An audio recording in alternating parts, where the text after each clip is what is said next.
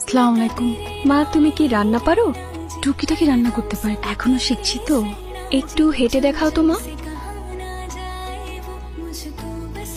মা, তোমার চুলটা একটু দেখি। হঠাৎ করে ছেলের মতো বলেই ফেললেন। মেয়ের না আছে রূপ, না আছে কোনো গুণ। পাত্র যেমনই হোক চলবে, আমি চলি না।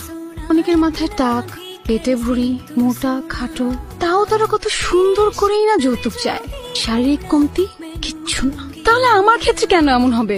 খারাপ লাগতো রংচং মেখে নিজেকে জোকার বানাতে, পাউডার মেখে নিজেকে ফর্সা করতে হয়, উঁচু স্যান্ডেল পরে নিজেকে লম্বা দেখাতে হয়।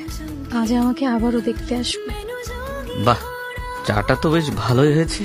আচ্ছা, মেয়েরা এত উঁচু স্যান্ডেল পরে হাঁটে কিভাবে? আপনার পায়ে কষ্ট হয় না? আমার কোনো প্রশ্ন নেই, আপনার কোনো প্রশ্ন থাকলে করতে পারেন। সবারই তো কোনো না কোনো প্রশ্ন থাকে, কিন্তু আপনার কোনো প্রশ্ন নেই কেন?